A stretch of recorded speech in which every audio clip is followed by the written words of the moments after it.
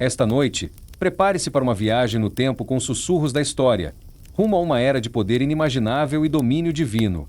Costumamos imaginar os faraós do antigo Egito cobertos de ouro, comandando exércitos e vivendo vidas de luxo sem fim.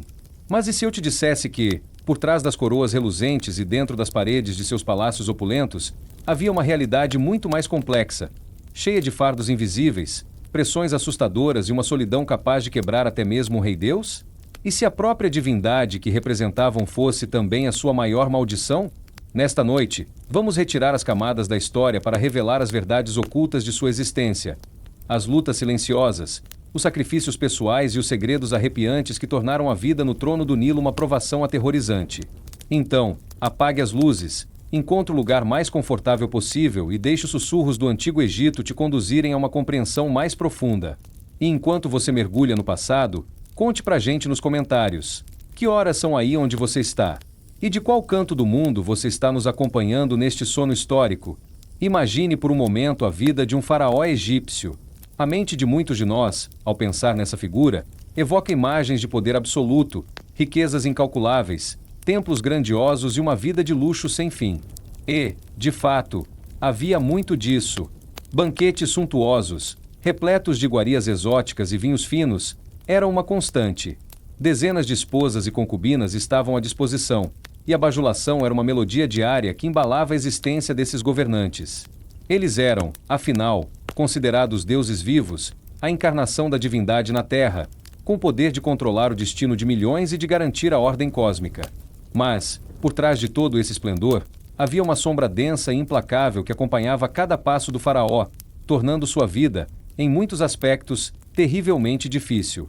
Ser um faraó não era apenas desfrutar de privilégios, era carregar um fardo monumental, a começar pela própria natureza de sua divindade. Embora fossem reverenciados, essa mesma reverência os isolava. Eles não eram simplesmente reis, eram a ponte entre o mundo dos homens e o reino dos deuses. Essa posição exigia uma série interminável de rituais e cerimônias, muitos deles realizados em câmaras secretas e restritas, longe dos olhos do povo. A vida pessoal, como a entendemos hoje, era praticamente inexistente. Cada gesto, cada palavra, cada decisão era imbuída de um significado cósmico, observada e julgada não apenas pelos súditos, mas pelos próprios deuses que eles representavam. A pressão para manter a Ma'at, a ordem, a justiça e a verdade cósmica era esmagadora. Um desequilíbrio na Ma'at, causado por uma falha do faraó, poderia trazer fome, inundações desastrosas do Nilo ou invasões inimigas, e a culpa recairia diretamente sobre seus ombros divinos. Além das obrigações espirituais, as responsabilidades administrativas eram colossais. O faraó era o chefe de Estado, o comandante supremo do exército, o juiz máximo e o principal administrador de uma vasta e complexa burocracia. O dia começava antes do amanhecer, com a leitura de correspondências reais e reuniões com o vizir, seu braço direito, para discutir os assuntos do reino. A agricultura, a construção de monumentos, a gestão dos recursos hídricos do Nilo, a defesa das fronteiras e a manutenção da ordem social. Tudo isso dependia de suas decisões e de sua capacidade de liderança. E, embora tivessem assessores de confiança, a responsabilidade final era sempre do faraó.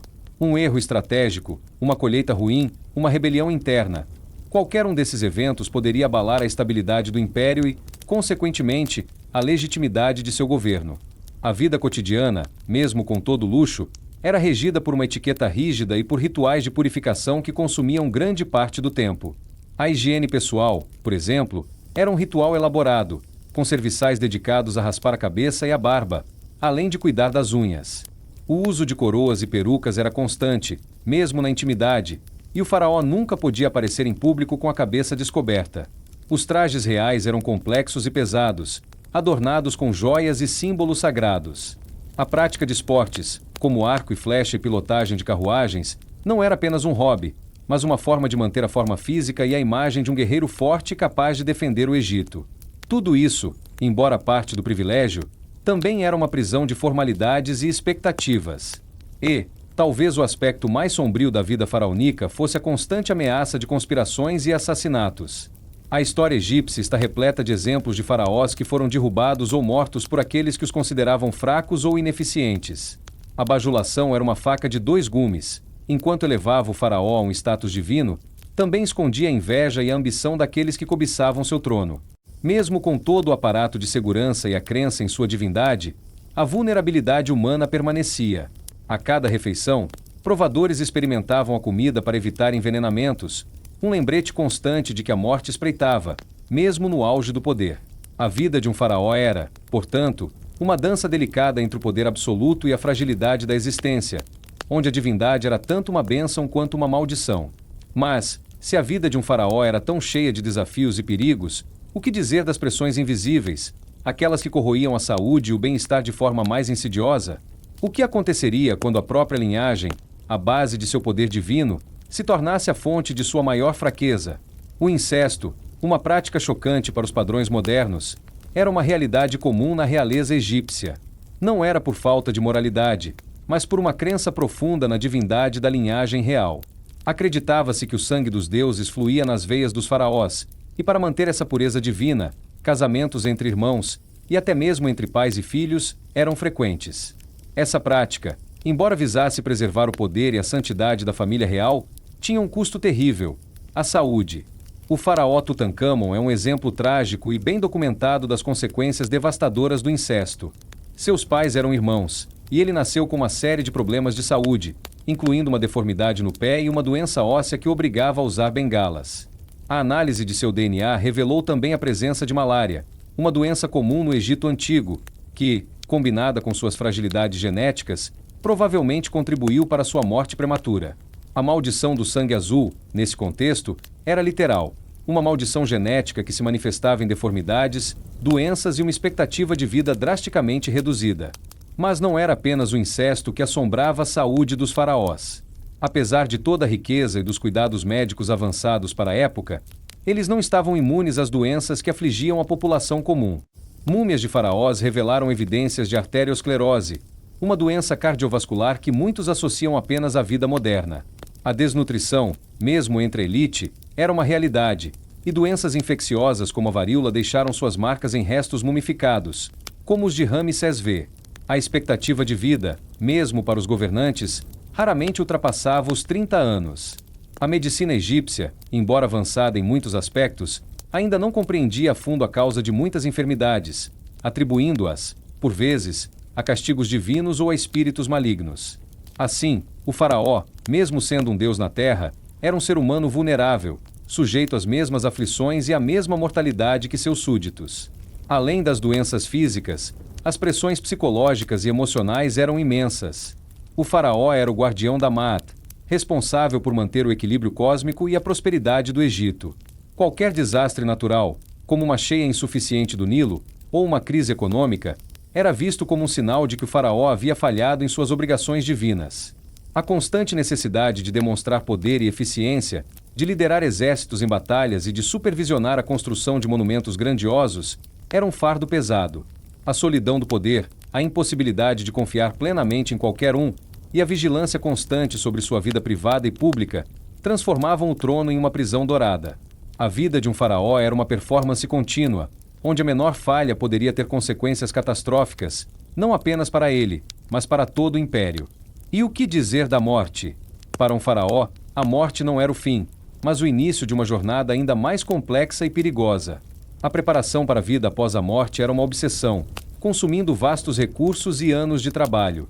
A construção de túmulos elaborados, a mumificação do corpo e a preparação de um enxoval funerário repleto de tesouros e amuletos eram essenciais para garantir uma passagem bem-sucedida para o campo de juncos. Mas, mesmo com toda essa preparação, o medo do desconhecido e a incerteza do julgamento divino pairavam sobre a mente do faraó. A maldição da múmia, embora muitas vezes romantizada, reflete o temor egípcio de que o descanso eterno do faraó pudesse ser perturbado, trazendo desgraça para aqueles que ousassem profanar seu túmulo. A vida de um faraó, portanto, era uma jornada de pressões e perigos, culminando em uma morte que era apenas o prelúdio de um desafio ainda maior. Mas, se a vida e a morte de um faraó eram tão repletas de desafios, o que acontecia quando a própria história decidia reescrever o legado de um governante, apagando da memória e condenando ao esquecimento eterno? No Egito Antigo, a memória era uma forma de imortalidade. Ter seu nome e suas realizações registrados em monumentos e papiros garantia uma existência contínua no além-vida. Por outro lado, ser apagado da história Ter seu nome riscado e suas imagens destruídas era a pior das maldições, uma aniquilação completa da existência. Essa prática, conhecida como damnatio memoriae, era uma ferramenta poderosa usada para punir faraós que caíam em desgraça ou cujas políticas eram consideradas heréticas. Akenaton, o faraó que ousou desafiar séculos de tradição religiosa ao instituir o culto a um único Deus, Aton, é o exemplo mais notório dessa punição. Após sua morte, seus sucessores trabalharam incansavelmente para apagar sua existência da história, demolindo seus templos, riscando seu nome de inscrições e destruindo suas estátuas. Por décadas, ele foi o rei herege, uma figura cujo nome não podia ser pronunciado, condenado a um esquecimento forçado que, para os egípcios, era pior que a própria morte. Essa aniquilação da memória não era apenas um ato de vingança política. Era uma tentativa de restaurar a Ma'at, a ordem cósmica que Akenaton, em sua visão, havia perturbado. Acreditava-se que, ao apagar sua existência, o equilíbrio seria restabelecido e o Egito estaria seguro das consequências de sua heresia. No entanto, essa obsessão em controlar a narrativa e a memória do passado revelava uma profunda insegurança. Se o poder do faraó era divino e inquestionável, por que tamanha necessidade de apagar aqueles que o desafiavam? Essa prática demonstrava a fragilidade do poder, a constante luta para manter a legitimidade e a ordem em um mundo onde a crença e a tradição eram tão poderosas quanto a força militar. O medo de ser esquecido, de ter seu legado desfeito, era uma pressão constante sobre os faraós. Cada monumento erguido, cada templo construído, cada inscrição gravada era uma tentativa de garantir sua imortalidade e a perpetuação de seu nome. Mas, ironicamente, essa busca pela eternidade muitas vezes levava a atos de tirania e a decisões que, no longo prazo, poderiam resultar na própria damnatio memoriae. A história egípcia é um lembrete de que o poder, mesmo quando revestido de divindade, é efêmero e que a memória, por mais que se tente controlá-la, tem vida própria. O legado de um faraó não era apenas o que ele construía ou conquistava, mas também como ele era lembrado, ou esquecido, pelas gerações futuras. Assim, a vida de um faraó egípcio, embora repleta de glória e poder, era também uma existência de imensa pressão, perigos ocultos e uma constante luta contra a efemeridade da vida e a incerteza da memória. Eles eram deuses na terra, mas também prisioneiros de seu próprio destino, de sua linhagem e das expectativas de um povo que os via como a personificação da ordem cósmica. A coroa pesada do Nilo não era apenas um adorno de ouro e pedras preciosas. Era um fardo de responsabilidades divinas e humanas, de doenças genéticas e de um medo profundo do esquecimento. E é essa complexidade, essa mistura de divindade e vulnerabilidade, que torna a história dos faraós egípcios tão fascinante, paradoxalmente, tão humana. Se a vida pessoal de um faraó era um labirinto de rituais e pressões, sua vida pública era uma prova constante de sua capacidade de mobilizar e controlar um império inteiro. A maior manifestação dessa capacidade, e talvez o maior fardo, era a construção de monumentos. Pense nas pirâmides, nos templos colossais, nos obeliscos que arranhavam o céu. Não eram apenas obras de engenharia, eram declarações de poder, fé e, acima de tudo, da busca incessante pela eternidade. Cada pedra, cada bloco de granito, cada centímetro de parede esculpida representava não apenas a devoção a um deus ou a glorificação de um faraó, mas também o suor, o sangue e a vida de milhares de trabalhadores. A construção de uma pirâmide, por exemplo, exigia um esforço logístico e humano que desafiava a imaginação. Dezenas de milhares de homens, por anos a fio, trabalhavam sob o sol escaldante, arrastando blocos de pedra que pesavam toneladas, utilizando apenas a força bruta, rampas e, talvez, areia molhada para reduzir o atrito.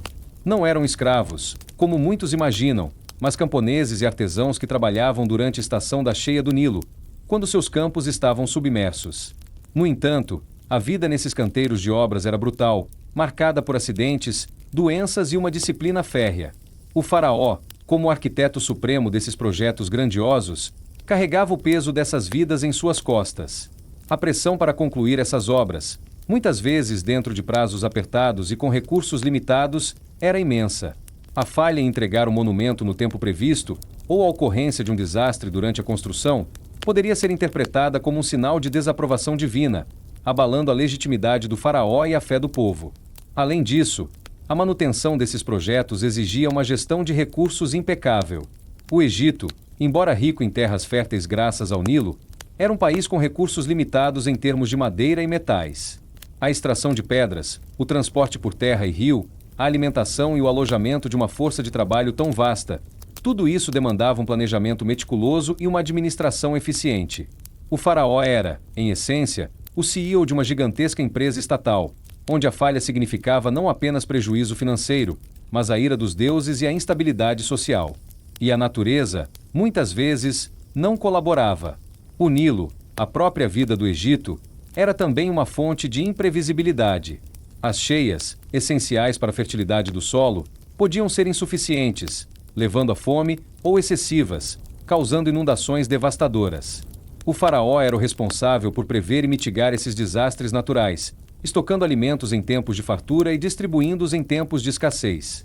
Essa responsabilidade, que exigia conhecimento astronômico e uma profunda compreensão dos ciclos do rio, adicionava uma camada de ansiedade à já pesada coroa. A prosperidade do Egito dependia diretamente da capacidade do faraó de manter o Nilo sob controle, ou pelo menos de se adaptar às suas variações. A vida de um faraó era, portanto, uma batalha constante contra as forças da natureza e as limitações humanas, tudo em nome da eternidade e da glória de seu reinado. Mas, se a construção de monumentos e a gestão do Nilo eram desafios visíveis e tangíveis, o que dizer das ameaças invisíveis, aquelas que vinham de dentro do próprio palácio, sussurradas nas sombras e tecidas nas intrigas da corte? Mesmo com todo o poder e a divindade atribuída ao faraó, o palácio real não era um santuário de paz, mas um ninho de serpentes. Intrigas, traições e conspirações eram uma constante, e a ameaça de um golpe ou assassinato pairava como uma nuvem escura sobre a cabeça do governante. A sucessão, em particular, era um período de extrema vulnerabilidade.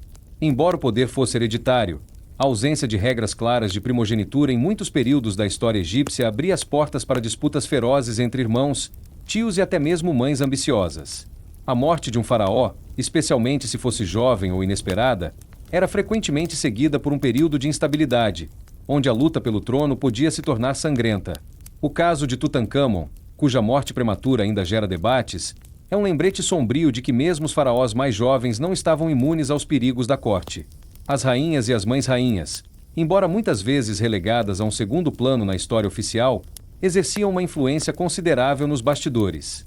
Com sua proximidade ao faraó e sua capacidade de formar alianças dentro da corte, elas podiam ser tanto as maiores aliadas quanto as mais perigosas inimigas.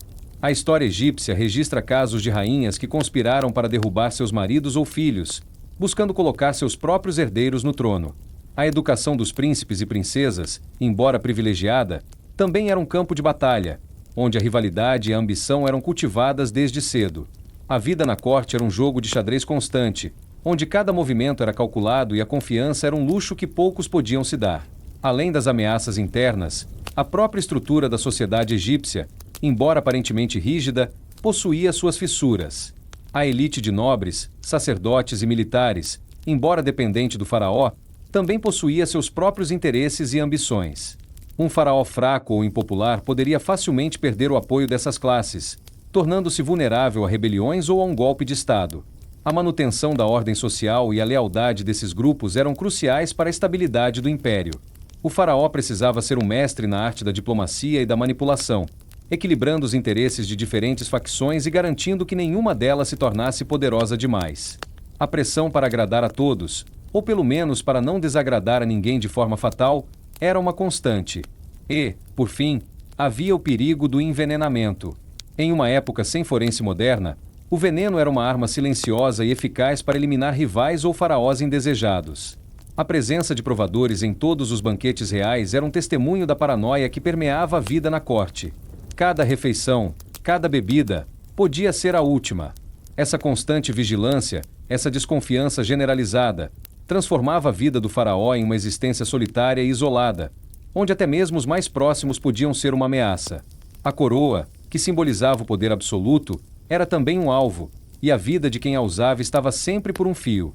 Mas, se a vida do faraó era um campo minado de perigos e traições, o que acontecia quando o próprio povo, a base de seu poder e sua divindade, se voltava contra ele, questionando sua autoridade e desafiando sua legitimidade? Apesar de ser considerado um deus vivo, o faraó não estava imune à fúria do povo. A história egípcia, embora muitas vezes idealizada, registra períodos de convulsão social, rebeliões e até mesmo a derrubada de dinastias. A base do poder do faraó residia na crença de que ele era o responsável por garantir a prosperidade e a ordem. Quando as cheias do Nilo falhavam, as colheitas eram ruins ou a corrupção se espalhava, a fé no faraó podia ser abalada. A fome, em particular, era um catalisador poderoso para o descontentamento popular. Em tempos de escassez, a população, que vivia no limite da subsistência, podia se revoltar contra o governante que, supostamente, deveria protegê-los e alimentá-los. Além da fome, a opressão e a exploração também podiam levar à revolta. Embora a construção de monumentos fosse vista como um ato de devoção e uma forma de garantir a vida após a morte para o faraó, o custo humano era imenso. As longas horas de trabalho, as condições insalubres e a disciplina rigorosa podiam gerar ressentimento entre os trabalhadores. A história do Egito é pontuada por greves e protestos de trabalhadores, como os registrados em Deir el-Medina, onde os artesãos que construíam os túmulos reais se recusaram a trabalhar devido à falta de suprimentos e comida. Esses eventos, embora não fossem revoluções no sentido moderno, demonstravam a capacidade do povo de se organizar e de expressar seu descontentamento, mesmo diante de um poder considerado divino. A legitimidade do faraó também era constantemente testada por ameaças externas. Invasões de povos vizinhos, como os Ixos, ou a perda de territórios conquistados, podiam minar a confiança do povo em seu líder. Um faraó que não conseguia proteger suas fronteiras ou garantir a segurança de seu povo era visto como fraco e ineficaz, e sua divindade podia ser questionada. A pressão para ser um líder militar forte e vitorioso era, portanto, uma parte intrínseca do papel do faraó. A falha em cumprir essa expectativa podia levar à perda de apoio da elite militar e, consequentemente, à sua própria queda. Em última análise, a vida de um faraó egípcio era uma existência de constante vigilância e responsabilidade. Eles eram a personificação do Egito, e seu sucesso ou fracasso era intrinsecamente ligado ao destino da nação. A coroa pesada do Nilo não era apenas um símbolo de poder, mas um lembrete constante da fragilidade da existência humana, mesmo para aqueles considerados deuses. As doenças, as intrigas palacianas, as pressões da natureza e a voz do povo, tudo isso contribuía para uma vida que, por trás de todo o esplendor, era terrivelmente desafiadora. E é essa complexidade, essa dualidade entre o divino e o humano, que continua a nos fascinar e a nos ensinar sobre a natureza do poder e da liderança. A vida de um faraó egípcio era uma tapeçaria intrincada de deveres religiosos, políticos e sociais, mas por trás do véu da divindade e do poder, existia um mundo de rituais e crenças que moldavam cada aspecto de sua existência. O faraó não era apenas um governante, ele era o sumo sacerdote de todos os cultos, o mediador entre os deuses e os homens. Sua rotina diária era, em si, um ritual sagrado, uma performance contínua destinada a manter a ordem cósmica e a garantir a benevolência das divindades. Pela manhã, antes mesmo do sol atingir seu zênite, o faraó participava de cerimônias secretas nos templos, onde oferecia sacrifícios e orações aos deuses. Essas práticas não eram meras formalidades. Acreditava-se que elas infundiam o rei com poderes divinos, essenciais para a prosperidade do Egito. A cada amanhecer, o faraó, em sua essência, recriava o mundo, garantindo que o sol nascesse e o Nilo fluísse. Mas a religião no Egito Antigo era inseparável da magia. A palavra egípcia para magia, Eka, também significava medicina e poder. Para os egípcios, a magia não era uma força sobrenatural separada da realidade, mas uma parte intrínseca do universo, uma energia que podia ser manipulada para o bem ou para o mal. O faraó, como a figura mais poderosa do Egito, era considerado o maior dos magos. Ele utilizava amuletos, encantamentos e rituais para proteger o reino de inimigos, curar doenças e garantir a fertilidade da terra. Cada decisão, cada ato do faraó era permeado por essa compreensão mágica do mundo. Ele era o guardião dos segredos divinos, o mestre das palavras de poder que podiam invocar a proteção dos deuses ou afastar as forças do caos. Essa responsabilidade mágica adicionava uma camada de complexidade e, por vezes, de temor à sua já pesada coroa. A falha em um ritual, um encantamento mal proferido, poderia ter consequências catastróficas, não apenas para o faraó, mas para todo o Egito. Além dos rituais diários e da magia, a vida do faraó era pontuada por eventos incomuns e superstições que, para nós, podem parecer estranhas, mas que para os egípcios eram parte integrante da realidade. Sonhos eram interpretados como mensagens divinas, presságios eram observados com atenção e a astrologia desempenhava um papel crucial na tomada de decisões. O faraó, mais do que qualquer outro, estava sujeito a essas influências, pois seu destino estava intrinsecamente ligado ao destino do Egito. A cada eclipse, a cada cometa, a cada evento celestial, o faraó e seus sacerdotes buscavam sinais e interpretações, tentando decifrar a vontade dos deuses e antecipar o futuro. Essa constante busca por significado e a necessidade de interpretar o inexplicável adicionavam uma dimensão de incerteza e ansiedade à vida do governante. Ele era o ponto focal de todas as esperanças e medos de seu povo, e a responsabilidade de guiar o Egito através de um mundo cheio de mistérios era um fardo que poucos poderiam suportar. Mas, se a vida do faraó era tão entrelaçada com o divino e o mágico, o que acontecia quando a própria natureza se rebelava, desafiando a ordem cósmica que ele deveria manter? Mesmo com todo o poder e a conexão divina, os faraós não estavam imunes aos caprichos da natureza e a eventos que desafiavam sua compreensão e controle. O Egito, uma civilização que floresceu às margens do Nilo, era intrinsecamente dependente do rio. As cheias anuais eram a vida do Egito, trazendo a lama fértil que garantia as colheitas. No entanto, o Nilo podia ser imprevisível. Períodos de cheias insuficientes resultavam em fome e escassez, enquanto cheias excessivas podiam devastar aldeias e campos. Para o faraó, que era visto como responsável por garantir a prosperidade do reino, esses eventos eram um teste de sua divindade e de sua capacidade de interceder junto aos deuses. Em tempos de crise, a pressão sobre o faraó era imensa.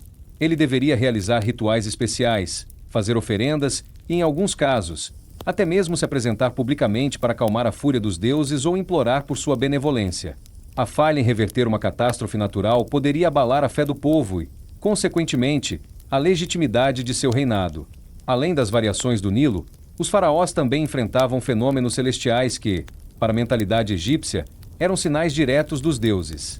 Eclipses solares e lunares, o aparecimento de cometas ou estrelas cadentes. Todos esses eventos eram observados com grande apreensão e interpretados por sacerdotes e astrônomos. A interpretação desses sinais era crucial, pois poderiam indicar a aprovação ou desaprovação divina, a chegada de tempos prósperos ou de calamidades. O faraó, como principal intérprete da vontade divina, tinha a responsabilidade de guiar seu povo através dessas incertezas. A ansiedade de decifrar esses enigmas celestiais e de tomar as decisões corretas com base neles adicionava uma camada de estresse à vida do governante. Ele era o guardião do tempo e do cosmos, e qualquer desvio da ordem natural era um reflexo direto de sua capacidade de manter a Maat. Outro aspecto peculiar da vida faraônica era a relação com a medicina e a cura. Embora a medicina egípcia fosse avançada para a época, com conhecimentos de anatomia e cirurgia, a doença era frequentemente vista como uma manifestação de forças malignas ou de castigo divino. O faraó, como a figura mais próxima dos deuses, era esperado para ter uma saúde impecável, um reflexo de sua pureza e de sua conexão com o divino.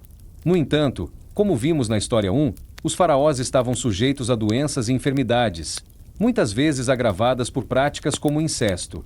Quando um faraó adoecia, isso podia gerar grande apreensão e até mesmo pânico entre a população.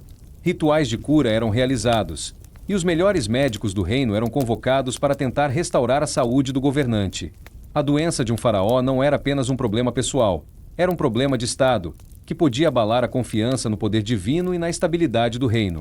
Assim, a vida de um faraó era uma constante dança entre o poder divino e a fragilidade humana, entre a ordem cósmica e o caos imprevisível da natureza. Eles eram os pilares do Egito, mas também estavam sujeitos às mesmas forças que governavam a vida de seus súditos.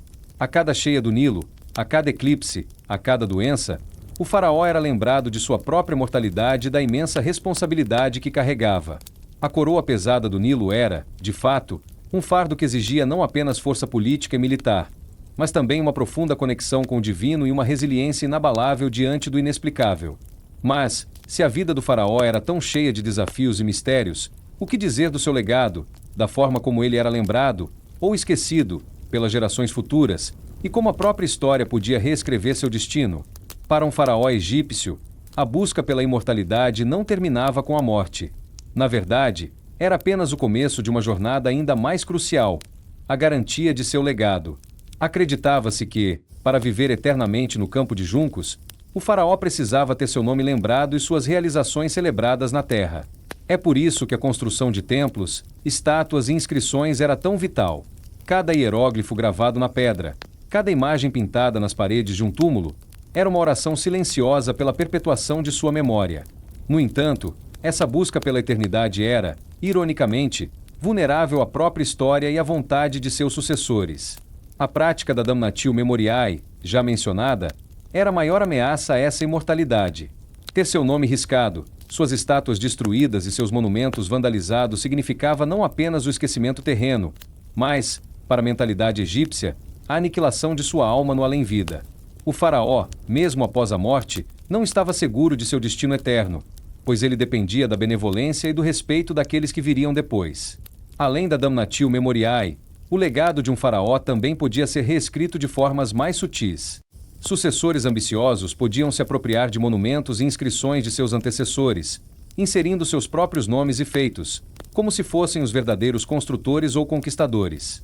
Essa apropriação de legado era uma forma de fortalecer sua própria legitimidade e de se conectar com a glória de reinados anteriores, mas ao custo da verdade histórica. Para o faraó original, isso significava que sua própria eternidade estava sendo roubada, sua identidade diluída na de outro. A vaidade e a ambição dos vivos podiam, assim, corroer a imortalidade dos mortos, transformando a busca pela eternidade em um jogo de poder que se estendia para além do túmulo. Outro aspecto fascinante, e por vezes, terrível do legado faraônico era a descoberta de seus túmulos e múmias por arqueólogos e exploradores séculos depois. Famosa maldição da múmia, popularizada após a descoberta do túmulo de Tutancâmon, reflete o medo egípcio de que o descanso eterno do faraó fosse perturbado. Embora muitas vezes romantizada e exagerada, essa maldição era, na verdade, uma forma de proteção, uma advertência para aqueles que ousassem profanar o sagrado. Para o faraó, cujo corpo mumificado era a âncora de sua alma no além-vida, a violação de seu túmulo era a maior das profanações, uma ameaça direta à sua imortalidade.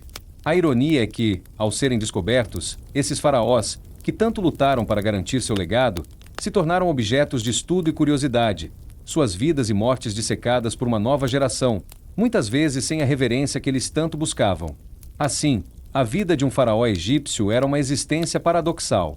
Eles eram deuses na terra, mas sujeitos às doenças e à mortalidade humana.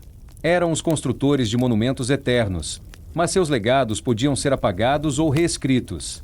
Eram os guardiões da ordem cósmica, mas vulneráveis aos caprichos da natureza e às intrigas da corte. A coroa pesada do Nilo era um símbolo de poder e divindade, mas também um fardo de responsabilidades, medos e incertezas. E é essa complexidade, essa mistura de grandiosidade e fragilidade, que nos permite, milênios depois, olhar para trás e compreender por que, apesar de todo o esplendor, era terrível ser um faraó egípcio. E é essa mesma complexidade que nos convida a explorar ainda mais as nuances de uma civilização que, mesmo em sua chatice histórica, revela profundas verdades sobre a condição humana.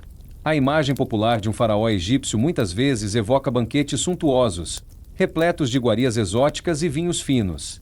E, de fato, a dieta real era vasta e diversificada, incluindo pães, cerveja, frutas, legumes e uma variedade de carnes, como peixes, aves e gado.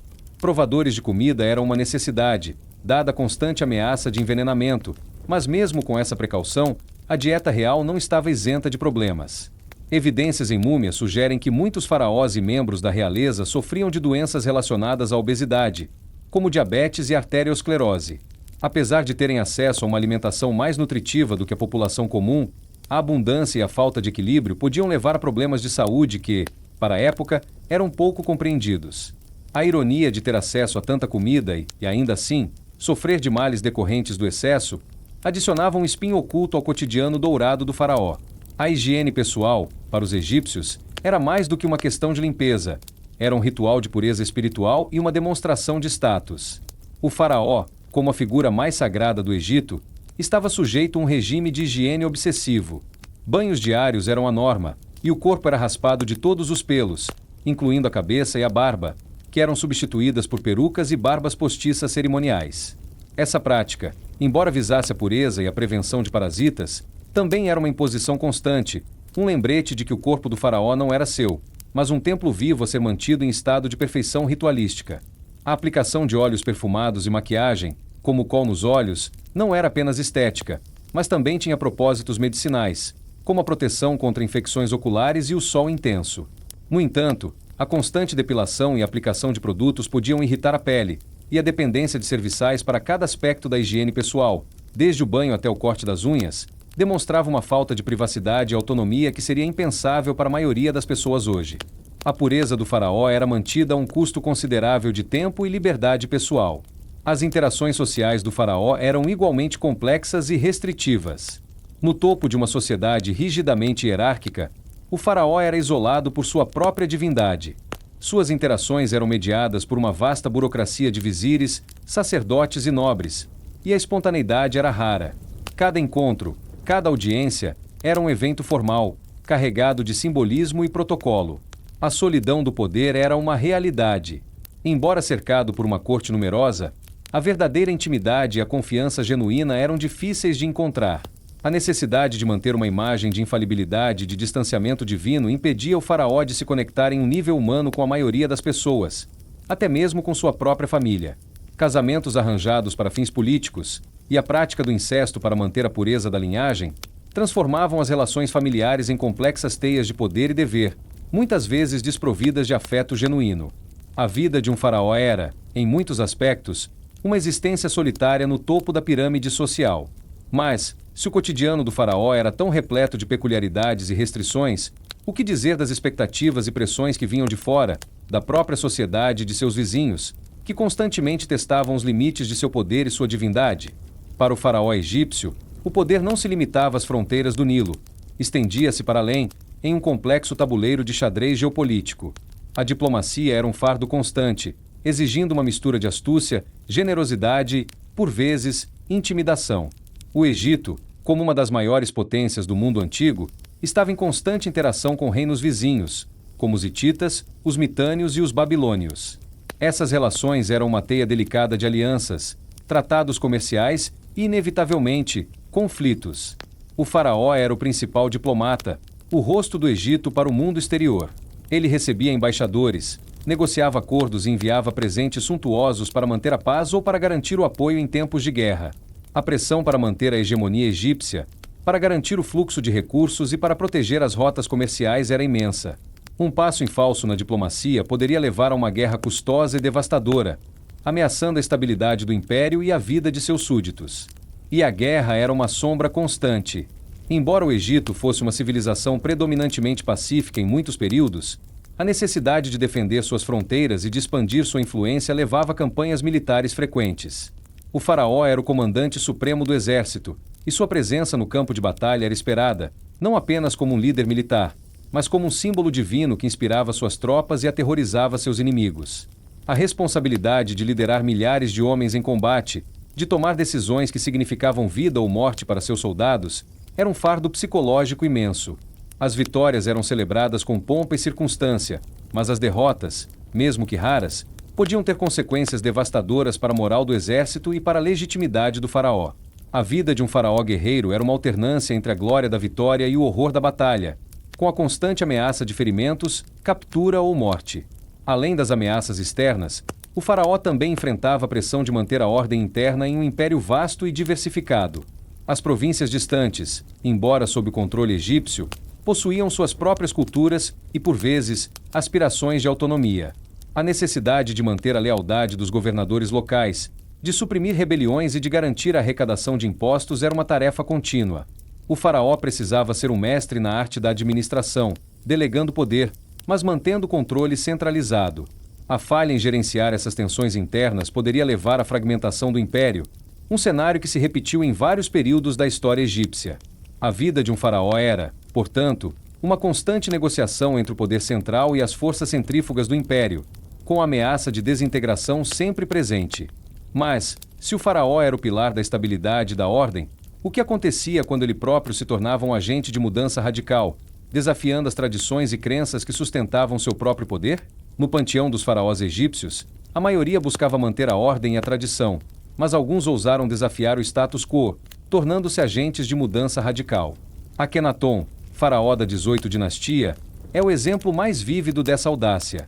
Ele não apenas tentou, mas de fato instituiu uma revolução religiosa, substituindo o complexo panteão de deuses egípcios pelo culto a um único deus, Aton, o disco solar. Essa mudança, de um politeísmo arraigado a um monoteísmo incipiente, foi um choque sísmico para a sociedade egípcia. Para Akenaton, essa era uma verdade revelada, uma forma de purificar a religião e centralizar ainda mais o poder em suas mãos. No entanto, para a vasta maioria da população, e especialmente para a poderosa casta sacerdotal, essa era uma heresia inaceitável, uma afronta aos deuses e às tradições milenares que sustentavam a própria identidade egípcia. A vida de Akenaton, após essa reforma, tornou-se a de um reformador solitário. Ele se isolou em sua nova capital, Akhetaton, hoje Amarna, e dedicou-se fervorosamente ao culto de Aton, negligenciando, segundo alguns historiadores, os assuntos de Estado e as relações exteriores. A resistência à sua reforma não foi apenas passiva, foi ativa e profunda. Os sacerdotes, que perderam seu poder e influência, conspiravam nas sombras. O povo, acostumado a seus deuses e rituais, sentia-se desorientado e temeroso de que a ira dos deuses antigos caísse sobre o Egito. A pressão sobre Akenaton era imensa, vinda de todas as direções, da corte, do clero, do exército e do próprio povo. Ele tentou impor sua visão através da força, destruindo imagens de outros deuses e riscando seus nomes, mas a tradição era mais forte do que qualquer decreto real. As consequências de sua reforma foram sentidas por gerações. Após sua morte, seus sucessores, incluindo seu filho Tutankhamon, trabalharam para reverter suas políticas e restaurar o antigo panteão de deuses. A Damnatio Memoriae foi aplicada a Akenaton com uma ferocidade sem precedentes. Seu nome foi apagado dos registros, seus monumentos foram desmantelados e sua capital abandonada. Ele se tornou o rei herege, uma figura a ser esquecida, um lembrete dos perigos de desafiar a tradição. A história de Akenaton é um testemunho do quão terrível podia ser a vida de um faraó que ousava nadar contra a corrente, que tentava impor uma visão radical a uma sociedade profundamente conservadora. Ele experimentou o isolamento, a resistência e, finalmente, o esquecimento forçado, um destino que, para um faraó, era a maior das punições. Assim, a vida de um faraó egípcio, por trás de todo luxo e poder, era uma existência de constantes desafios e pressões. Desde as exigências de uma dieta e higiene obsessivas, passando pelas complexas interações sociais e o fardo da diplomacia e da guerra, até o isolamento de um reformador que ousou desafiar a tradição. Cada aspecto de sua vida era permeado por uma dualidade entre o divino e o humano, o glorioso e o terrível. E é essa complexidade que continua a nos fascinar, revelando que, mesmo para aqueles considerados deuses, a vida no trono do Egito era um fardo pesado de se carregar. Ser um faraó egípcio significava abdicar de grande parte da individualidade. Desde o nascimento, a vida de um príncipe herdeiro era moldada para um único propósito: governar o Egito como um deus vivo. Cada aspecto de sua educação, cada interação social, cada escolha pessoal era ditada pelo destino que o aguardava. Não havia espaço para caprichos ou desejos individuais. O faraó era a personificação do Estado, a encarnação de Horus na Terra. Essa fusão entre o homem e o divino, embora conferisse poder absoluto, também impunha um isolamento profundo. O faraó vivia em uma prisão dourada, cercado por uma corte numerosa, mas paradoxalmente sozinho. A verdadeira amizade e a confiança genuína eram raras, pois todos ao seu redor tinham seus próprios interesses e ambições. A bajulação era constante, mas a sinceridade, um luxo que poucos podiam se dar ao luxo de oferecer. Para um faraó egípcio, a morte não era o fim, mas a transição para uma existência eterna, desde que seu nome e suas realizações fossem lembrados na terra. Essa crença impulsionava a construção de monumentos grandiosos, a gravação de hieróglifos e a elaboração de rituais funerários complexos. No entanto, a eternidade que eles tanto buscavam era, ironicamente, frágil e sujeita à vontade das gerações futuras. A prática da Damnatio Memoriae, a aniquilação da memória de um faraó, era a maior ameaça a essa imortalidade. Ter seu nome riscado de inscrições, suas estátuas destruídas e seus monumentos vandalizados significava não apenas o esquecimento terreno, mas, para a mentalidade egípcia, a aniquilação de sua alma no além-vida. O faraó, mesmo após a morte, não estava seguro de seu destino eterno, pois ele dependia da benevolência e do respeito daqueles que viriam depois. Essa vulnerabilidade do legado era um fardo invisível, mas constante, durante toda a sua vida. Além da Damnatio Memoriae, o legado de um faraó também podia ser reescrito de formas mais sutis. Sucessores ambiciosos podiam se apropriar de monumentos e inscrições de seus antecessores, inserindo seus próprios nomes e feitos, como se fossem os verdadeiros construtores ou conquistadores. Essa apropriação de legado era uma forma de fortalecer sua própria legitimidade e de se conectar com a glória de reinados anteriores, mas ao custo da verdade histórica. Para o faraó original, isso significava que sua própria eternidade estava sendo roubada, sua identidade diluída na de outro. A vaidade e a ambição dos vivos podiam, assim, corroer a imortalidade dos mortos, transformando a busca pela eternidade em um jogo de poder que se estendia para além do túmulo. A voz do silêncio, nesse contexto, era a voz dos faraós esquecidos, cujos feitos foram usurpados ou apagados da história. Outro aspecto fascinante, e por vezes, terrível do legado faraônico era a descoberta de seus túmulos e múmias por arqueólogos e exploradores séculos depois. A famosa maldição da múmia, popularizada após a descoberta do túmulo de Tutancâmon, reflete o medo egípcio de que o descanso eterno do faraó fosse perturbado. Embora muitas vezes romantizada e exagerada, essa maldição era, na verdade, uma forma de proteção, uma advertência para aqueles que ousassem profanar o sagrado. Para o faraó, cujo corpo mumificado era a âncora de sua alma no além-vida, a violação de seu túmulo era a maior das profanações, uma ameaça direta à sua imortalidade. A ironia é que, ao serem descobertos, esses faraós, que tanto lutaram para garantir seu legado, se tornaram objetos de estudo e curiosidade, suas vidas e mortes dissecadas por uma nova geração, muitas vezes sem a reverência que eles tanto buscavam. O eco da eternidade, para eles, transformou-se em um sussurro de curiosidade acadêmica. Assim, a vida de um faraó egípcio era uma existência paradoxal. Eles eram deuses na terra, mas sujeitos às doenças e à mortalidade humana. Eram os construtores de monumentos eternos, mas seus legados podiam ser apagados ou reescritos. Eram os guardiões da ordem cósmica, mas vulneráveis aos caprichos da natureza e às intrigas da corte. A coroa pesada do Nilo era um símbolo de poder e divindade, mas também um fardo de responsabilidades, medos e incertezas. E é essa complexidade, essa mistura de grandiosidade e fragilidade, que nos permite, milênios depois, olhar para trás e compreender por que, apesar de todo o esplendor, era terrível ser um faraó egípcio. E é essa mesma complexidade que nos convida a explorar ainda mais as nuances de uma civilização que, mesmo em sua chatice histórica, revela profundas verdades sobre a condição humana. No Egito Antigo, a sucessão ao trono era, em sua maioria, uma prerrogativa masculina. No entanto, a história egípcia nos presenteou com algumas mulheres extraordinárias que desafiaram essa norma e ascenderam ao poder supremo, governando como faraós. Hatshepsut, uma das mais notáveis, é um exemplo vívido dos desafios únicos e muitas vezes terríveis que uma mulher enfrentava ao assumir um papel tradicionalmente masculino. Filha de Tutmés, e ela foi designada como herdeira, mas a tradição exigia que um homem ocupasse o trono. Assim, ela se casou com seu meio-irmão, Tutmés II, e após a morte dele, atuou como regente para seu jovem enteado, Tutmés III. Mas Hatshepsut não se contentou com o papel de regente. Em um movimento audacioso, ela se autoproclamou faraó, assumindo todos os títulos e insígnias masculinas, incluindo a barba postiça cerimonial. Essa decisão, sem precedentes em sua escala, foi um ato de coragem e ambição que a colocou em rota de colisão com séculos de tradição e expectativas sociais. O primeiro e talvez maior desafio de Hatshepsut foi a legitimação de seu poder. Para ser aceita como faraó, ela precisava reescrever a narrativa de sua ascensão, apresentando-se não como uma usurpadora, mas como uma escolha divina. Ela utilizou a propaganda de forma magistral, encomendando relevos e inscrições que a mostravam sendo coroada pelos próprios deuses, e até mesmo um relato de seu nascimento divino, onde o deus Amon-Ra a concebia com sua mãe. No entanto, essa campanha de legitimação não eliminava a resistência. A poderosa casta sacerdotal, acostumada a um faraó masculino, e a própria corte, que via em Tutmés III o herdeiro legítimo, representavam ameaças constantes. Hatshepsut precisava provar sua capacidade de governar, de liderar o exército e de manter a prosperidade do Egito, tudo isso enquanto navegava em um ambiente político que, por sua própria natureza, era hostil à ideia de uma mulher no trono. Além das pressões políticas, Hatshepsut enfrentou desafios sociais e culturais. A sociedade egípcia, embora concedesse às mulheres mais direitos do que muitas outras civilizações antigas, ainda esperava que elas desempenhassem papéis femininos tradicionais.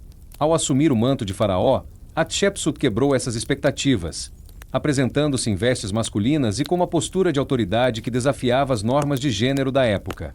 Essa performance de masculinidade era essencial para sua aceitação como governante, mas também a isolava, tornando-a uma figura única e, para muitos, paradoxal. Ela era uma mulher que se vestia e agia como um homem para governar um império que esperava um líder masculino. Essa dualidade, essa constante necessidade de equilibrar sua identidade feminina com as exigências de seu papel masculino, deve ter sido um fardo psicológico considerável. A coroa pesada do Nilo, para Hatshepsut, era ainda mais pesada, pois carregava o peso da tradição e da expectativa de gênero. Mas, se Hatshepsut conseguiu quebrar barreiras e governar com sucesso, o que aconteceu com seu legado após sua morte, e como a história tentou, e falhou em apagá-la da memória? O reinado de Hatshepsut foi um período de grande prosperidade e estabilidade para o Egito. Ela supervisionou projetos de construção ambiciosos, incluindo o magnífico templo mortuário em Deir el-Bahari, e restabeleceu rotas comerciais que haviam sido negligenciadas, como a famosa expedição a Punt. No entanto, apesar de seus sucessos, seu legado foi brutalmente atacado após sua morte. Por razões que ainda são debatidas por historiadores, seu enteado e sucessor, Thutmose III, ordenou a destruição de suas imagens e a remoção de seu nome de monumentos e registros. Essa campanha de damnatio memoriae foi tão sistemática que, por séculos, Hatshepsut foi praticamente apagada da história egípcia. Suas estátuas foram quebradas, seus relevos foram desfigurados e seu nome foi substituído pelo de Thutmose III ou de outros faraós masculinos. Para a mentalidade egípcia, isso era a pior das maldições, uma tentativa de aniquilar sua existência no além-vida e de negar sua contribuição para a história do Egito. As razões por trás dessa tentativa de apagamento são complexas. Alguns historiadores argumentam que Thutmose III agiu por vingança, ressentido por ter sido ofuscado por sua madrasta e por ter tido seu reinado adiado. Outros sugerem que a ação foi motivada por uma preocupação com a ordem dinástica e a tradição. A ideia de uma mulher governando como faraó, assumindo todos os atributos masculinos do cargo, poderia ter sido vista como uma aberração, uma quebra da Ma'at que precisava ser corrigida para garantir a estabilidade futura do Egito. Independentemente da motivação, o ato de apagar Hatshepsut da história foi um testemunho do quão ameaçadora sua figura era para a ordem estabelecida. Ela havia provado que uma mulher podia governar com a mesma, ou até maior, eficácia que um homem, e essa verdade, para alguns, era perigosa demais para ser lembrada. No entanto, a história, como o Nilo, tem seus próprios caminhos. Apesar dos esforços para apagá-la, Hatshepsut não foi completamente esquecida. Seu templo em Deir el-Bahari, embora vandalizado, permaneceu como um testemunho de sua grandiosidade. Fragmentos de suas estátuas e inscrições foram descobertos por arqueólogos séculos depois, permitindo que sua história fosse gradualmente reconstruída. A ironia é que a própria tentativa de apagá-la acabou por chamar mais atenção para sua figura, tornando-a um dos faraós mais estudados e fascinantes do Egito Antigo. A ressurreição de sua memória é um lembrete poderoso de que a verdade, por mais que se tente suprimi-la, sempre encontra um caminho para vir à tona. Hatshepsut, a mulher que ousou ser faraó, não apenas desafiou as normas de seu tempo, mas também, postumamente, desafiou a própria história, emergindo do esquecimento para reivindicar seu lugar de direito no panteão dos grandes governantes do Egito. Mas, se Hatshepsut enfrentou o desafio de ser uma mulher em um mundo de homens, o que dizer de Cleópatra, a última rainha do Egito, que teve que navegar em um cenário político ainda mais complexo, com a sombra de Roma pairando sobre seu reino? Cleópatra VII, a última rainha do Egito, herdou um trono em crise e um reino sob a sombra crescente de Roma. Diferente de Hatshepsut, que lutou contra as tradições internas, Cleópatra enfrentou um desafio ainda maior: a manutenção da independência de seu império em um cenário geopolítico dominado por uma potência estrangeira em ascensão. Ela assumiu o trono em 51 a.C., um Egito já endividado e sob forte influência romana. Sua vida foi uma constante batalha política e diplomática, onde sua inteligência, carisma e domínio de várias línguas foram suas maiores armas. Ela não era egípcia de origem, mas grega macedônica, descendente da dinastia ptolomaica, e foi a única de sua linhagem a aprender a língua egípcia, um gesto estratégico para se conectar com seu povo. Os desafios de Cleópatra eram multifacetados. Internamente, ela precisava lidar com a rivalidade de seus irmãos, que eram também seus corregentes, e com as intrigas da corte. Externamente, a ameaça romana era constante. Ela compreendeu que a sobrevivência do Egito dependia de alianças estratégicas com os homens mais poderosos de Roma. Sua famosa relação com Júlio César e, posteriormente, com Marco Antônio, não era apenas uma questão de paixão, mas de pura necessidade política. Ela usou seu charme e sua inteligência para influenciar esses líderes romanos, buscando proteger o Egito da anexação e garantir sua prosperidade. No entanto, essa estratégia era um jogo de alto risco, onde a falha significava a perda da soberania e o fim de uma civilização milenar. O legado de Cleópatra é um dos mais controversos da história. Por séculos, ela foi retratada como uma sedutora manipuladora, uma figura trágica que levou o Egito à ruína.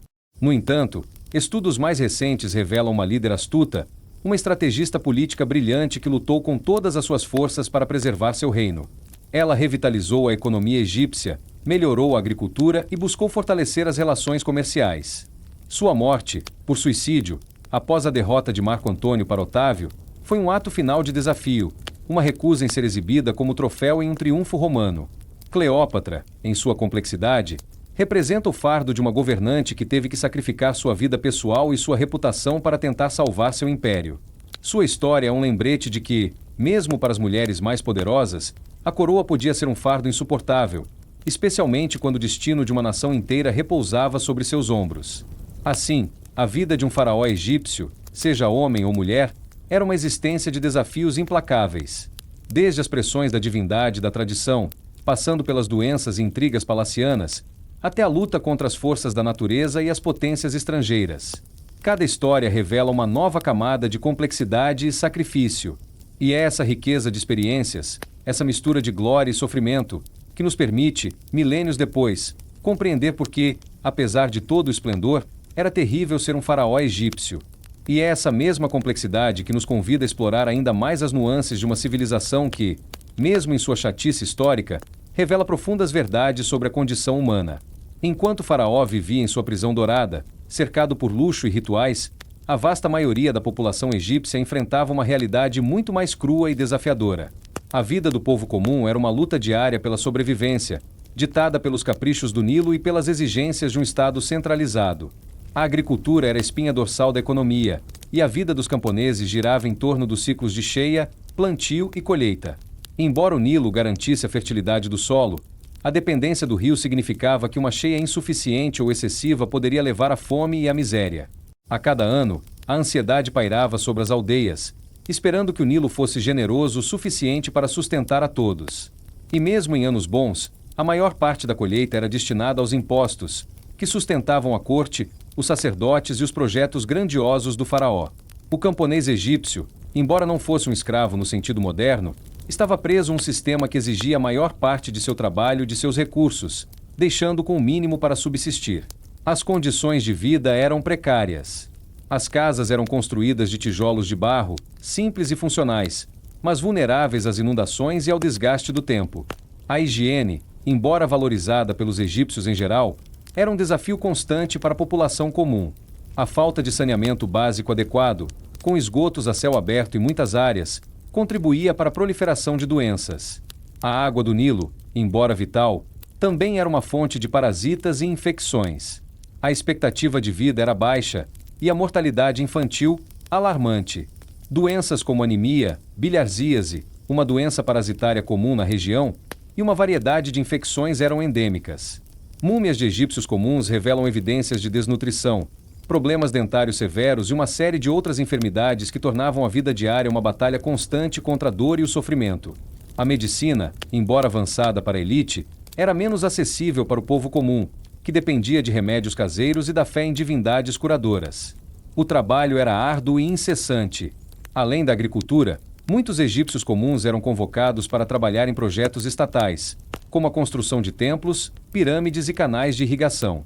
Embora recebessem alimentação e alojamento, as condições de trabalho eram extenuantes e perigosas. Acidentes eram comuns e a disciplina, rigorosa. A vida desses trabalhadores era uma rotina de esforço físico sob o sol escaldante, com poucas recompensas além da subsistência. A possibilidade de ascensão social era mínima, e a maioria das pessoas nascia e morria na mesma classe social, desempenhando as mesmas funções de seus pais. A sociedade egípcia era uma pirâmide rígida, com o faraó no topo e a vasta maioria da população na base, sustentando todo o sistema com seu trabalho e suor. A vida do povo comum era, portanto, um contraste gritante com o luxo e o poder do faraó, um lembrete sombrio do preço da grandiosidade do Egito. Mas, se a vida do povo comum era tão cheia de dificuldades e sofrimento, o que dizer de suas crenças, suas esperanças e sua visão da vida após a morte, que, de alguma forma, lhes dava força para suportar as agruras do cotidiano? Apesar das agruras da vida terrena, o povo comum egípcio compartilhava com o faraó uma profunda crença na vida após a morte, uma crença que infundia esperança e significado em suas existências. Para eles, a morte não era o fim, mas uma transição para o campo de juncos, um paraíso eterno onde a vida continuaria de forma idealizada, sem as dificuldades e o sofrimento do mundo terreno. Essa visão otimista do além-vida era um pilar fundamental de sua resiliência. Embora não pudessem arcar com os túmulos grandiosos e os rituais complexos dos faraós e nobres, Os egípcios comuns faziam o que podiam para garantir uma passagem bem-sucedida. Eles eram enterrados com amuletos, pequenas oferendas e, por vezes, com papiros contendo feitiços e orações do livro dos mortos, adaptados às suas posses. Acreditava-se que, no julgamento de Osíris, a pureza de coração e a retidão de suas ações seriam mais importantes do que a riqueza material. Essa fé no além-vida não era apenas uma fuga da realidade, era uma força motriz que moldava seu cotidiano. A ética e a moralidade eram guiadas pelos princípios da Ma'at, a ordem cósmica que rege o universo. Ser justo, honesto e compassivo não era apenas uma virtude, mas uma necessidade para garantir uma boa vida após a morte. As comunidades se apoiavam mutuamente, e a solidariedade era essencial para a sobrevivência em um ambiente muitas vezes hostil. Festivais religiosos, embora menos suntuosos do que os da corte, eram momentos de celebração e união, onde o povo se conectava com seus deuses e com sua herança cultural. A música, a dança e a contação de histórias eram formas de expressar sua alegria e de manter viva a chama da esperança, mesmo diante das adversidades. Além da religião, a família era o centro da vida do egípcio comum. Os laços familiares eram fortes, e o respeito aos mais velhos e o cuidado com os filhos eram valores fundamentais. As crianças eram vistas como uma bênção e eram educadas para assumir seus papéis na sociedade, perpetuando as tradições e o modo de vida. O casamento era uma instituição importante, e as mulheres, embora tivessem papéis sociais definidos, gozavam de mais direitos e autonomia do que em muitas outras civilizações antigas. Elas podiam possuir propriedades, fazer contratos e até mesmo se divorciar. Essa estrutura familiar e social, embora hierárquica, oferecia um senso de pertencimento e segurança que ajudava o povo comum a enfrentar os desafios da vida. A resiliência do espírito egípcio não vinha da riqueza ou do poder, mas da força de suas crenças, da união de suas famílias e da esperança inabalável em um futuro melhor, tanto nesta vida quanto na próxima. Mas, se a vida do povo comum era tão marcada por essa resiliência e esperança, o que acontecia quando a própria história decidia reescrever o destino de um faraó, e como a memória de um governante podia ser apagada ou distorcida, mesmo após sua morte? Para o faraó, a imortalidade estava intrinsecamente ligada à perpetuação de seu nome e de suas realizações. Monumentos, inscrições e túmulos eram construídos com o propósito de garantir que seu legado ecoasse pela eternidade. No entanto, a história egípcia é um testemunho de que nem mesmo a divindade podia proteger um faraó da Damnatio Memoriae, a prática de apagar completamente a existência de um governante dos registros históricos. Akenaton, o faraó que ousou instituir o monoteísmo, é o exemplo mais notório. Após sua morte, seus sucessores sistematicamente destruíram suas imagens e riscaram seu nome de todas as inscrições, condenando-o a um esquecimento forçado que, para os egípcios, era a pior das maldições. Essa prática não era apenas um ato de vingança política, mas uma tentativa de restaurar a Ma'at, a ordem cósmica que Akenaton, em sua visão, havia perturbado. A fragilidade da memória, mesmo para os mais poderosos, era um fardo invisível que acompanhava o faraó durante toda a sua vida. Além do apagamento total, o legado de um faraó também podia ser sutilmente reescrito. Sucessores ambiciosos frequentemente se apropriavam de monumentos e inscrições de seus antecessores, inserindo seus próprios nomes e feitos, como se fossem os verdadeiros construtores ou conquistadores. Essa apropriação de legado era uma forma de fortalecer sua própria legitimidade e de se conectar com a glória de reinados anteriores, mas ao custo da verdade histórica. Para o faraó original, isso significava que sua própria eternidade estava sendo roubada, sua identidade diluída na de outro. A vaidade e a ambição dos vivos podiam, assim, corroer a imortalidade dos mortos, transformando a busca pela eternidade em um jogo de poder que se estendia para além do túmulo. A voz do silêncio, nesse contexto, era a voz dos faraós esquecidos, cujos feitos foram usurpados ou apagados da história. No entanto, a persistência da memória, mesmo diante de tais esforços, é um testemunho da complexidade da história. Hatshepsut, a mulher que ousou ser faraó, teve seu legado brutalmente atacado, mas fragmentos de sua história sobreviveram, permitindo que arqueólogos e historiadores a trouxessem de volta à luz. A maldição da múmia, popularizada após a descoberta do túmulo de Tutancâmon, reflete o medo egípcio de que o descanso eterno do faraó fosse perturbado. A ironia é que, ao serem descobertos, esses faraós, que tanto lutaram para garantir seu legado, se tornaram objetos de estudo e curiosidade, suas vidas e mortes dissecadas por uma nova geração, muitas vezes sem a reverência que eles tanto buscavam. O eco da eternidade, para eles, transformou-se em um sussurro de curiosidade acadêmica, mas ainda assim, um eco. Assim, a vida de um faraó egípcio, por trás de todo o luxo e poder, era uma existência de constantes desafios e pressões. Desde as exigências de uma dieta e higiene obsessivas, passando pelas complexas interações sociais e o fardo da diplomacia e da guerra, até o isolamento de um reformador que ousou desafiar a tradição. Cada aspecto de sua vida era permeado por uma dualidade entre o divino e o humano, o glorioso e o terrível. E é essa complexidade, essa mistura de grandiosidade e fragilidade, que nos permite, milênios depois, olhar para trás e compreender por que, apesar de todo o esplendor, era terrível ser um faraó egípcio. E é essa mesma complexidade que nos convida a explorar ainda mais as nuances de uma civilização que, mesmo em sua chatice histórica, revela profundas verdades sobre a condição humana. Enquanto o faraó vivia em sua prisão dourada, cercado por luxo e rituais, a vasta maioria da população egípcia enfrentava uma realidade muito mais crua e desafiadora. A vida do povo comum era uma luta diária pela sobrevivência, ditada pelos caprichos do Nilo e pelas exigências de um Estado centralizado. A agricultura era a espinha dorsal da economia, e a vida dos camponeses girava em torno dos ciclos de cheia, plantio e colheita. Embora o Nilo garantisse a fertilidade do solo, a dependência do rio significava que uma cheia insuficiente ou excessiva poderia levar à fome e à miséria. A cada ano, a ansiedade pairava sobre as aldeias, esperando que o Nilo fosse generoso o suficiente para sustentar a todos. E mesmo em anos bons, a maior parte da colheita era destinada aos impostos, que sustentavam a corte, os sacerdotes e os projetos grandiosos do faraó. O camponês egípcio, embora não fosse um escravo no sentido moderno, estava preso a um sistema que exigia a maior parte de seu trabalho e de seus recursos, deixando com o mínimo para subsistir. As condições de vida eram precárias. As casas eram construídas de tijolos de barro, simples e funcionais, mas vulneráveis às inundações e ao desgaste do tempo. A higiene, embora valorizada pelos egípcios em geral, era um desafio constante para a população comum. A falta de saneamento básico adequado, com esgotos a céu aberto em muitas áreas, contribuía para a proliferação de doenças. A água do Nilo, embora vital, também era uma fonte de parasitas e infecções. A expectativa de vida era baixa e a mortalidade infantil alarmante.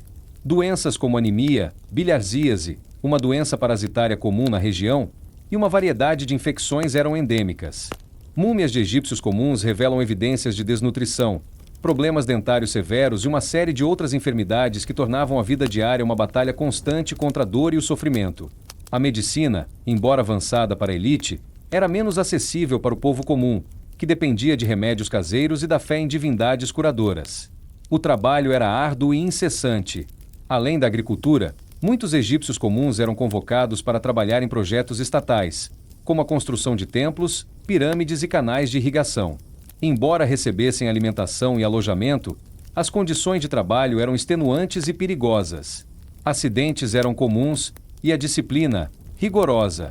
A vida desses trabalhadores era uma rotina de esforço físico sob o sol escaldante, com poucas recompensas além da subsistência.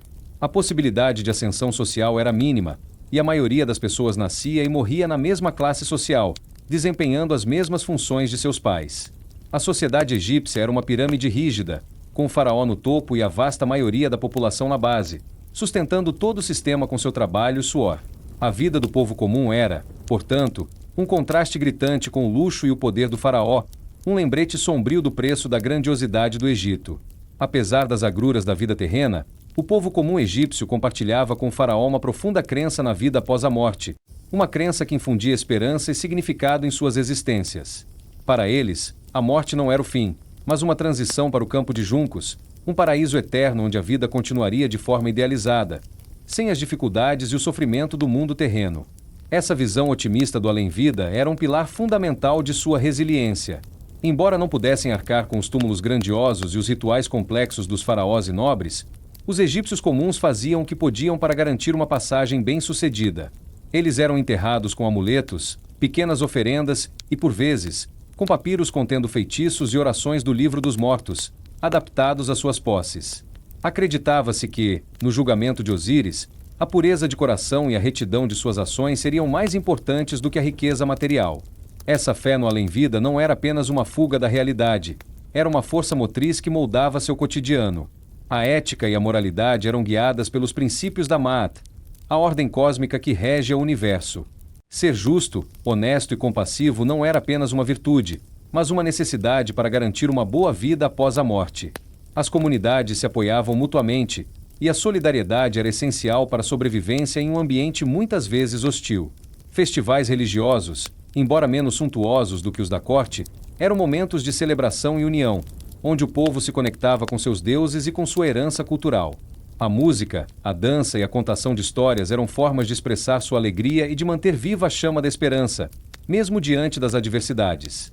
Além da religião, a família era o centro da vida do egípcio comum. Os laços familiares eram fortes, e o respeito aos mais velhos e o cuidado com os filhos eram valores fundamentais. As crianças eram vistas como uma bênção e eram educadas para assumir seus papéis na sociedade, perpetuando as tradições e o modo de vida. O casamento era uma instituição importante, e as mulheres, embora tivessem papéis sociais definidos, gozavam de mais direitos e autonomia do que em muitas outras civilizações antigas. Elas podiam possuir propriedades, fazer contratos e até mesmo se divorciar. Essa estrutura familiar e social, embora hierárquica, oferecia um senso de pertencimento e segurança que ajudava o povo comum a enfrentar os desafios da vida. A resiliência do espírito egípcio não vinha da riqueza ou do poder, mas da força de suas crenças, da união de suas famílias e da esperança inabalável em um futuro melhor, tanto nesta vida quanto na próxima. Para o faraó, a imortalidade estava intrinsecamente ligada à perpetuação de seu nome e de suas realizações. Monumentos, inscrições e túmulos eram construídos com o propósito de garantir que seu legado ecoasse pela eternidade. No entanto, a história egípcia é um testemunho de que nem mesmo a divindade podia proteger um faraó da damnatio memoriae, a prática de apagar completamente a existência de um governante dos registros históricos. Akenaton, o faraó que ousou instituir o monoteísmo, é o exemplo mais notório. Após sua morte, seus sucessores sistematicamente destruíram suas imagens e riscaram seu nome de todas as inscrições, condenando-o a um esquecimento forçado que, para os egípcios, era a pior das maldições. Essa prática não era apenas um ato de vingança política, mas uma tentativa de restaurar a Ma'at, a ordem cósmica que Akenaton, em sua visão, havia perturbado. A fragilidade da memória, mesmo para os mais poderosos, era um fardo invisível que acompanhava o faraó durante toda a sua vida. Além do apagamento total, o legado de um faraó também podia ser sutilmente reescrito. Sucessores ambiciosos frequentemente se apropriavam de monumentos e inscrições de seus antecessores, inserindo seus próprios nomes e feitos, como se fossem os verdadeiros construtores ou conquistadores. Essa apropriação de legado era uma forma de fortalecer sua própria legitimidade e de se conectar com a glória de reinados anteriores, mas ao custo da verdade histórica. Para o faraó original, isso significava que sua própria eternidade estava sendo roubada, sua identidade diluída na de outro. A vaidade e a ambição dos vivos podiam, assim, corroer a imortalidade dos mortos, transformando a busca pela eternidade em um jogo de poder que se estendia para além do túmulo. A voz do silêncio, nesse contexto, era a voz dos faraós esquecidos, cujos feitos foram usurpados ou apagados da história. No entanto, a persistência da memória, mesmo diante de tais esforços, é um testemunho da complexidade da história. Hatshepsut, a mulher que ousou ser faraó, teve seu legado brutalmente atacado, mas fragmentos de sua história sobreviveram, permitindo que arqueólogos e historiadores a trouxessem de volta à luz. A maldição da múmia, popularizada após a descoberta do túmulo de Tutancâmon, reflete o medo egípcio de que o descanso eterno do faraó fosse perturbado. A ironia é que, ao serem descobertos, esses faraós, que tanto lutaram para garantir seu legado, se tornaram objetos de estudo e curiosidade, suas vidas e mortes dissecadas por uma nova geração, muitas vezes sem a reverência que eles tanto buscavam. O eco da eternidade, para eles, transformou-se em um sussurro de curiosidade acadêmica, mas ainda assim, um eco. Assim, a vida de um faraó egípcio, por trás de todo o luxo e poder, era uma existência de constantes desafios e pressões. Desde as exigências de uma dieta e higiene obsessivas, passando pelas complexas interações sociais e o fardo da diplomacia e da guerra, até o isolamento de um reformador que ousou desafiar a tradição. Cada aspecto de sua vida era permeado por uma dualidade entre o divino e o humano, o glorioso e o terrível. E é essa complexidade, essa mistura de grandiosidade e fragilidade, que nos permite, milênios depois, olhar para trás e compreender por que, apesar de todo o esplendor, era terrível ser um faraó egípcio. E é essa mesma complexidade que nos convida a explorar ainda mais as nuances de uma civilização que, mesmo em sua chatice histórica, revela profundas verdades sobre a condição humana.